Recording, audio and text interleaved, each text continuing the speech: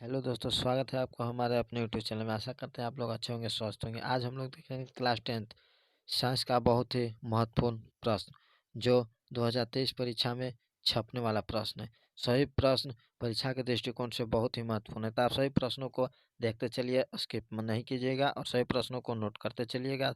तो बिना समय गंवाए आज हम लोग वीडियो को स्टार्ट करते हैं। तो चलिए दोस्तों, आज का पहला प्रश्न देखते हैं। पहला प्रश्न कहता है, पौधों में जनन अंग कहाँ पाया जाता है? तो पौधों में जनन अंग कहाँ पाया जाता है? एक का राइट आंसर होगा ऑप्शन नंबर बी, पुष्प में। दूसरा प्रश्न है, प्रकाश संश्लेषण की क्रिया होती है। तो प्रकाश संश्लेषण की क्रिया कहाँ पर होती है? तो प्रकाश संश्लेषण की क्रिया हरे पौधों में होती है। दो का right answer option number B. फिर देखेंगे, प्रकाश संश्लेषण क्रिया में ऑक्सीजन किससे बाहर निकलता है? तो प्रकाश संश्लेषण क्रिया में ऑक्सीजन किससे बाहर निकलता है? तो जल से। ऑक्सीजन जो निकलता है किससे बाहर निकलता है? तो ऑक्सीजन निकलता है जल से बाहर। ऑक्सीजन किससे बाहर निकलता है? जल से। तीन का right answer option number A. चार, जठर ग्रंथियां कहाँ पाई जाती है? तो जठर ग्रंथियां पाई जाती है अग्नाशय में। चार का right answer option number C. पांच प्रश्न को देखें। ग्लाइकोलिसिस की प्रक्रिया कहाँ पर संपन्न होती है? ग्लाइकोलिसिस की प्रक्रिया संपन्न होती है कोशिका तंत्र में। पाँच का right answer option number D हो जाएगा। अब प्रश्न 14, एथाइल एल्कोहल किस प्रकार के श्वसन से बनता है? तो एथाइल एल्कोहल जो बनता है अवायवीय श्वसन से बनता है। छह का right answer option number B, सात। सबसे छोटी अंतःस्रावी ग्रंथि कौन है? तो सबसे छोटी अंतःस्रावी ग्रंथि कौन है? सात का right answer option number B, pituitary gland हो जाएगा, यानी कि बी। आठ देखेंगे, पौधों के वायवीय भागों से जल के ह्रास की क्रिया कहलाती है। जो पौधों के वायवीय भाग है उसमें से जल के ह्रास की क्रिया क्या कहलाएगी? तो वाष्पोत्सर्जन। आठ का right answer option number B. नौ देखेंगे, घेंघा रोग पनपता है। घेंघा रोग किसकी कमी के कारण पनपता है?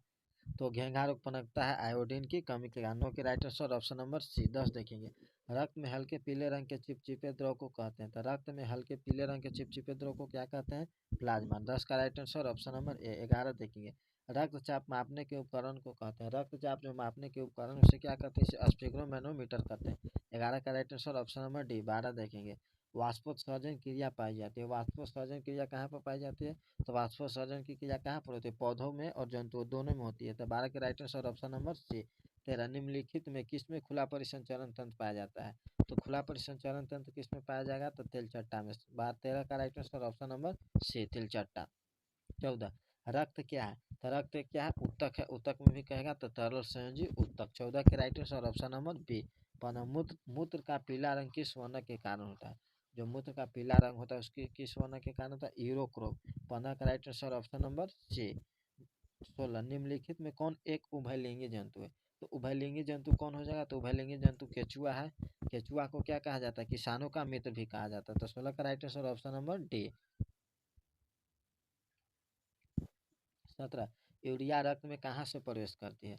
जो यूरिया है रक्त में कहाँ से प्रवेश करती है? तो ये यकृत से, यानी कि सत्रह का right answer option number C, यकृत यानी कि लीवर। अठारह, जय आवर्धन प्रदर्शित करने वाला रसायन है। तो जय आवर्धन प्रदर्शित करने वाला रसायन कौन है? अठारह का right answer option number B, DDT। अब देखेंगे उन्नीस, निम्नलिखित में से कौन एक प्राथमिक उपभोक्ता है? प्राथमिक उपभोक्ता कौन होगा? शाकाहारी होगा। तब उन्नीस का right answer option number B. बीस देखेंगे, निम्नलिखित में कौन एक भूमिगत जल का उदाहरण है? तो भूमिगत जल का उदाहरण क्या हो जाएगा? कुआं हो जाएगा। कुआं ही भूमिगत जल का उदाहरण। प्रश्न को एक ही देखेंगे, प्राकृतिक चुनाव द्वारा जीवों का विकास कहलाता है। तो प्राकृतिक चुनाव द्वारा जीवों का विकास क्या कहलाता है? डार्विनवाद। 21 का राइट आंसर ऑप्शन नंबर सी।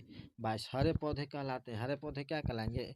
ये स्वयं भोजन बनाते हैं इसलिए क्या हो जाएंगे? उत्पादक हो जाएंगे। 22 का राइट आंसर ऑप्शन नंबर सी।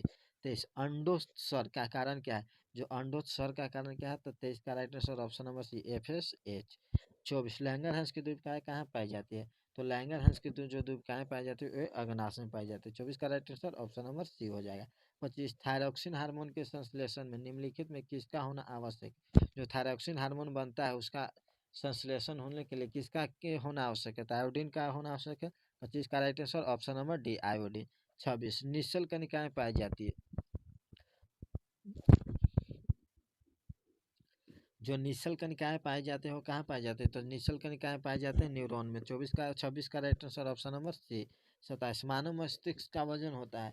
तो मानव मस्तिष्क का वजन कितना होता है? मानव मस्तिष्क का वजन होता है 1250 से 1400। 27 का right answer option number C. निकट दृष्टि दोष अथवा दूर दृष्टि दोष के निवारण हेतु प्रयुक्त लेंस द्वारा प्रतिबिंब होता है। तो निकट दृष्टि दोष अथवा दूर दृष्टि दोष के निवारण है तो प्रयुक्त लेंस द्वारा जो प्रतिबिंब बनता है कैसा बनता है, वास्तविक और उल्टा बनता है। साइड मिरर के रूप में निम्नलिखित में से कौन प्रयुक्त होता है, तो साइड मिरर के रूप में किसका प्रयोग किया जाता है, उत्तल दर्पण का। 30 अवतल लेंस द्वारा प्राप्त प्रतिबिंब होता है, तो अवतल लेंस पूछ रहा है, अवतल दर्पण नहीं अवतल लेंस। तो अवतल लेंस में क्या बनता है, आभासी भी, सीधा भी और छोटा भी, इनमें से सभी। तो इसका right answer option number D. देखिए अवतल लेंस पूछे या उत्तल दर्पण पूछे, अवतल लेंस या उत्तल दर्पण, ये दोनों से एक ट्रिक याद रखिएगा, VES। भी से क्वेश्चन हो जाएगा वर्चुअल, ई से इटरेट, आवेश से शॉर्ट, शॉर्ट से क्वेश्चन हो जाएगा वर्चुअल से आभासी, इटरेट से सीधा और शॉर्ट से छोटा, यानी कि इनमें से सभी। उत्तल दर्पण क्या, अवतल लेंस। इसका राइट आंसर हो जाएगा डी ऑफ इनमें से सभी। अब देखेंगे 30 ऊर्जा का ऐसा मात्रक क्या है, तो ऊर्जा का ऐसा मात्रक होता है जूल। 31 का राइट आंसर ऑप्शन नंबर है जूल। आकाश का नीला रंग होना किस परिघटना का परिणाम है, तो आकाश का नीला रंग होना यह किसका परिणाम है, तो आकाश का नीला रंग होना यह प्रकीर्णन का परिणाम है। 32 का right answer option number B. 33 समान नेत्र के लिए स्पर्श दृष्टि की न्यूनतम दूरी होती है, तो समान नेत्र के लिए स्पर्श दृष्टि की न्यूनतम दूरी कितना होता है, 25 सेंटीमीटर। VVI प्रश्न, इसको नोट कर दिए चलिएगा, जितना जो है ये VVI प्रश्न 30। अब देखेंगे 34 किसी उत्तल लेंस का फोकस अंतर 50 सेंटीमीटर है तो उसकी क्षमता कितना होगा, तो इसका हो जाएगा +2 डायोप्टर। इसको किस तरह से बनाएंगे, देखिए एफ दिया है, 50 सेंटीमीटर। पी हमसे पूछ रहा है, पी बराबर वाट लिख देंगे। पी बराबर सूत्र क्या होता है, 1/f। पी निकालना है 1, एफ के जगह पर कितना है 50, को सेंटीमीटर।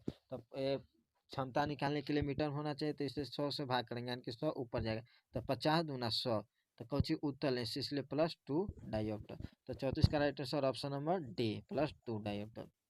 35 देखेंगे एक प्रिज्म कितने सतहों से घिरा रहता है, जो एक प्रिज्म है वो कितने सतहों से घिरा रहता है, तो घिरा रहता है, एक प्रिज्म कितने सतहों से घिरा रहता है, तो 5 सतहों से घिरा रहता है। इसका right answer option number D. 36 प्रश्न को देखेंगे, अभिनेत्र लेंस की फोकस दूरी में परिवर्तन किया जाता है, जो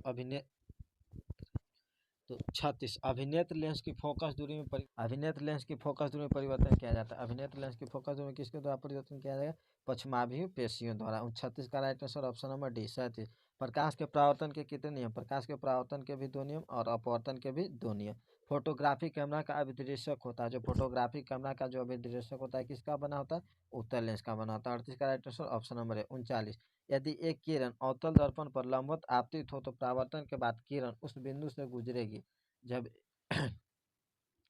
यदि एक किरण अवतल दर्पण पर लंबवत आपतित होती है तो परावर्तन के बाद कहाँ से गुजरेगी, ये फोकस से गुजरेगी। 39 का right answer option number A.